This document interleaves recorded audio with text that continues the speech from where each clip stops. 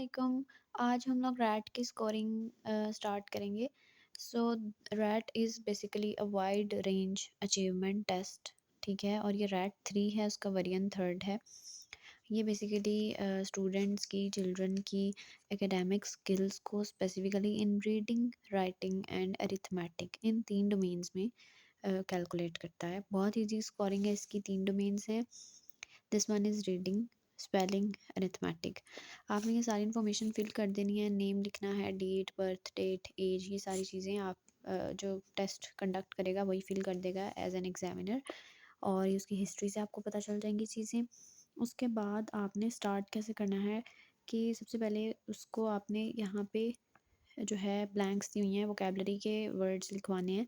बच्चा अपनी कैपेबिलिटी के अकॉर्डिंग लिखेगा। ये मैनुअल में गिवन है वर्ड्स, जैसे गो, कैट, बॉय, रैन, और ये विल था जो उसने स्पेलिंग लाइव लिखने की कोशिश की, आई गेस।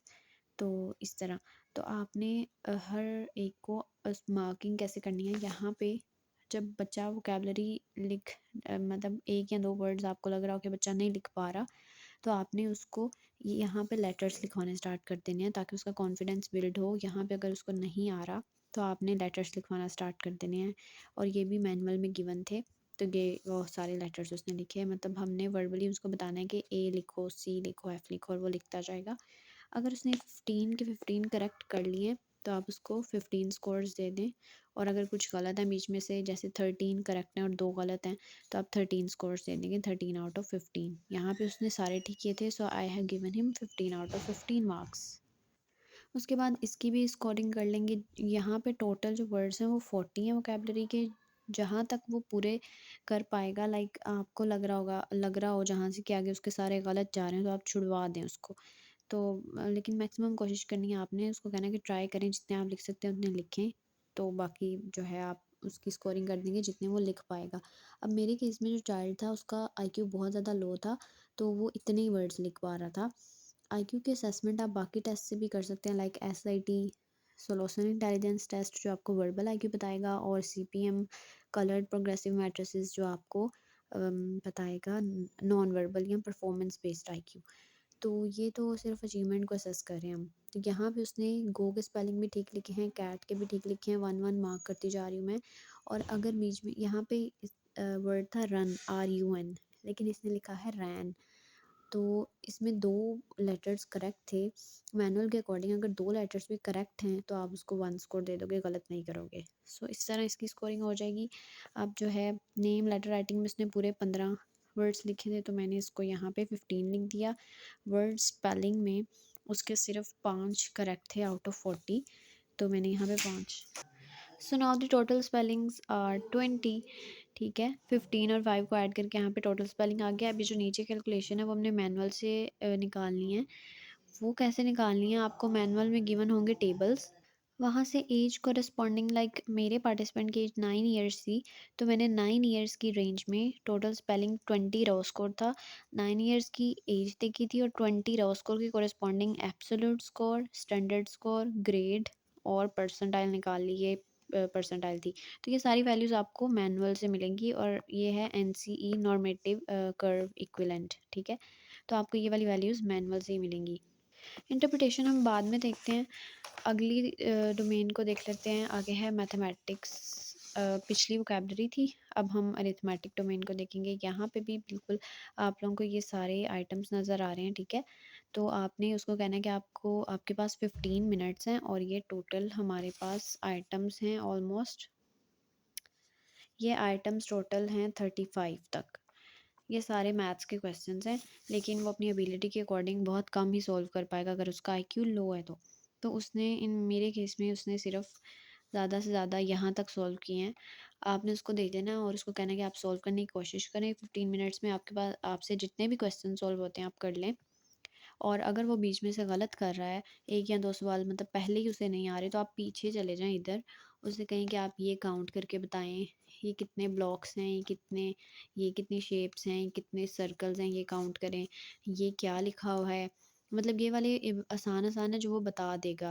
लेकिन अगर नहीं भी बताता तो आपने मार्किंग करनी है। यहाँ इसके भी 15 स्कोर्स हैं, इन सारी चीज़ों में से जितने वो बता देगा उसको कैलकुलेट कर लेना। जैसे इसमें से अगर उसने 1, 2, 3, 4, 5 4 बोला है, तो आप इसको मार्क्स नहीं देंगे। मतलब उसने एक गलत बता दिया यहाँ पे। और इसके अलावा आप बीच में उसमें उससे ये भी क्वेश्चन 3 फिंगर्स दिखा के कहेंगे कि कितनी फिंगर्स हैं। इसी तरह 8 फिंगर्स दिखाएँगे, वो काउंट करेगा तो आप इसको 1 स्कोर दोगे। मतलब अगर वो 6 या 7 कह देता है तो 0 स्कोर आ जाएगा। तो इस तरह आप इन सब की स्कोरिंग कर लोगे। इसके अलावा फिर दोबारा नीचे चले जाना है और जितने वो कर पाएगा पॉसिबली उतना उसको स्कोर दे देंगे। यहाँ पे उसने ये वाला भी करेक्ट किया था, ये वाला भी करेक्ट है, ये वाला भी करेक्ट है, ये वाला भी ऑलमोस्ट उसके ये करेक्ट है। नीचे से ये भी उसका करेक्ट है और ये भी करेक्ट है। अब इसके 1, 2, 3, 4, 5, 6, 7, बल्कि ये गलत है। तो ये उसके नंबर हो जाएंगे। 4 टाइम्स 2 इज़ 8, तो ये गलत हो गया। बाकी उसने 6 आइटम्स ठीक किए हैं यहाँ पे। तो मैंने उसके रिटन अरिथमेटिक में 6 स्कोर दे दिया है और ओरल अरिथमेटिक में उसने सारी चीज़ें ठीक बताई थी, तो उसका 15 आउट ऑफ 15 आ गया। और अब हमारे पास इन दोनों को टोटल करके 21 स्कोर आ गया। और अगेन हम मैनुअल से absolute score, standard score, grade और परसेंटाइल और एन, ये परसेंटाइल लिखी हुई है मैंने, 1 परसेंटाइल निकली थी और एनसीई इसकी ज़रूरत नहीं होती। सिर्फ हमें ग्रेड और परसेंटाइल की बेस पे इंटरप्रिटेशन करनी है। लाइक मेरे केस में वो बच्चा जो है 3rd ग्रेड का था 9 ईयर्स में, लेकिन यहाँ पे 2 ग्रेड आ रहा है, which means he is lagging behind his actual grade, because he is in 3rd grade. लेकिन यहाँ पे उसका स्कोर कहाँ फॉल कर रहा है, 2nd ग्रेड पे। इसका मतलब ये पीछे जा रहा है वो अपने ग्रेड से। इसी तरह लास्ट हमारे पास आता है जी रीडिंग का स्कोर। तो ये बहुत आसान है। लाइक इसमें भी कुछ वर्ड्स हैं ऑलमोस्ट 42, ठीक है, वोकेबलरी के वर्ड्स हैं। उसको कहना है कि आप ये रीड करें क्या है। उसने सी बता दिया था, फिर उस रेड भी बता दिया था, मिल्क बता दिया था, वो उसको वो नहीं बता पा रहा था, तो ये क्रॉस हो गया। ठीक है, इस तरह से आपने उससे रीड करवाते जाना है। जहाँ तक वो ठीक बताएगा उसको टिक कर लें और बाकी क्रॉस। ठीक है, तो वहाँ पे छोड़ दें। और आप उससे ये लेटर्स भी पूछेंगे, ये क्या है, ये क्या है, ये क्या है, ओ एस है, ई है, आर है, वो आपको बताएगा। और जितने करेक्ट बताएगा आप उतने 15 में से मार्क कर देंगे टोटल, क्योंकि 15 लेटर्स हैं।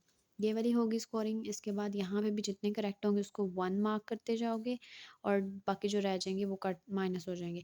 तो लेटर रीडिंग में उसने 15 के 15 ठीक बताए थे और वर्ड रीडिंग में उसने सिर्फ 6 करेक्ट आंसर्स बताए थे, तो वो मैंने 6 मार्क कर दिया। अब इनको ऐड कर लेंगे तो टोटल रीडिंग का स्कोर आ गया 21। अब इसको भी मैंने वही पिछले की तरह मैनुअल से देख ली, 9 ईयर्स का की रेंज में देखा और 21 रो स्कोर की कैटेगरी देखी रीडिंग में। तो मुझे ये सारी चीज़ें मिल गई। अब इसमें आ रहा है ग्रेड 1, विच मीन्स कि वो अपने एक्चुअल जो 3rd ग्रेड था उससे 2 ग्रेड्स पीछे जा रहा है। मतलब ये हमें एक उसकी रिलेटिव पोजीशन बता देता है कि आपका बच्चा कितना पीछे जा रहा है अपने ग्रेड के हिसाब से, नॉर्मल पॉपुलेशन से कितना डेविएट कर रहा है।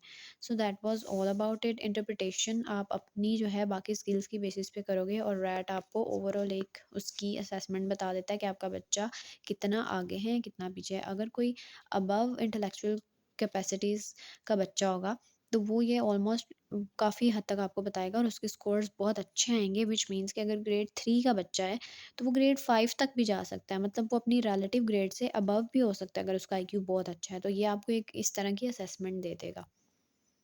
आई होप आप लोगों को क्लियर हो गया होगा। फर्दर आप मुझसे कुछ पूछ सकते हैं तो कमेंट्स में पूछ लीजिए।